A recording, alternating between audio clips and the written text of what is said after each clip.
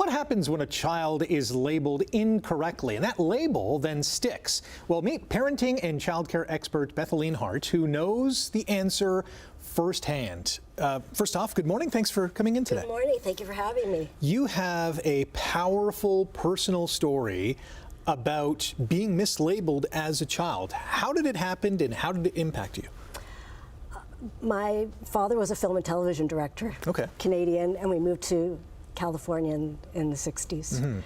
And I'm in a new school, and on this day we have to take a test, and in my little 8-year-old brain I think, oh, I want to be done first because I want to impress my teacher. Impress all the new kids and the teacher, right? And it's multiple choice, so that's easy, just circle the right answer. Unbeknownst to me, it was an IQ test. And also unbeknownst to me is the principal called my mother into his office and told her I'd scored so low that I had an intellectual disability. Wow. And my mother, in those days, I guess you didn't question the authority of the principal, and I was put into what was considered a remedial class, but the kids in the school called it the dummy class. And it was kind of a holding tank for all the kids that just didn't fit, you know, behavior kids, the misfits. And I knew I didn't belong there, but my little voice wasn't louder than the principal. So how did that impact you throughout your childhood and you know, in those, you know, really pivotal educational years? Well, it really set me up academically because the stigma that it came with, the shame that it came with, but also it did hold me back academically because if you're in a class where the kids are really dysregulated, there's not a lot of learning going on.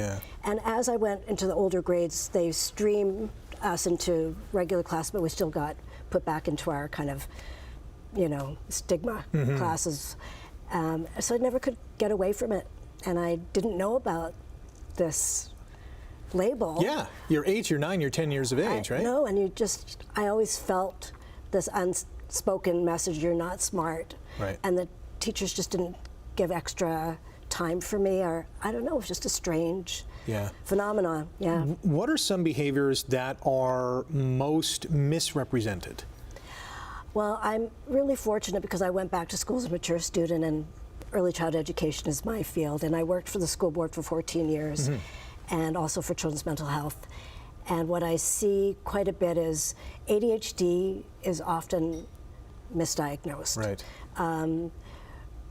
When you go into school, the age gap is quite large from January to December, so you'll have a child that turns 4 in January and another child who turns 4 the following, like December. And so often those young ones appear to have some learning disabilities or behaviors because they're still young and they haven't matured yet. The way the school year's set up, they could be starting school as early as 3 years of age, right? And you know, particularly little boys, because they have high energy, their testosterone is there, they, you know, the schools are not always set up to be successful for active children. And a normal active kid, but it can be misrepresented as ADHD, and sometimes people are quick to go to the label because they're maybe kids that are a little harder to handle. When did you realize that, hey, I think I've been mislabeled here?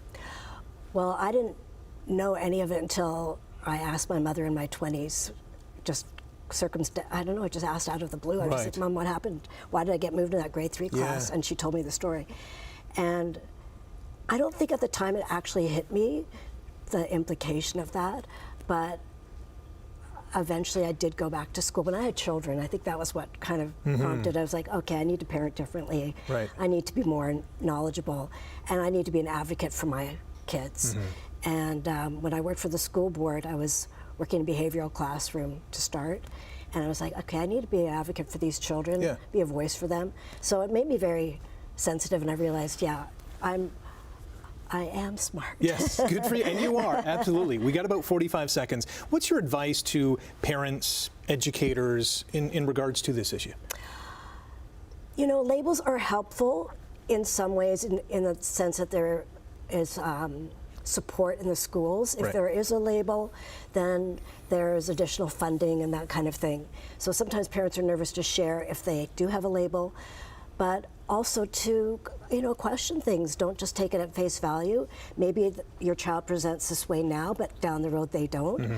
And just to be an advocate. Yeah, we got to really go. important. Thank you so much for joining us this morning. Thank you so much for having me. I appreciate More information on our website, chch.com/morninglive. Thank you. Thank you. That was great.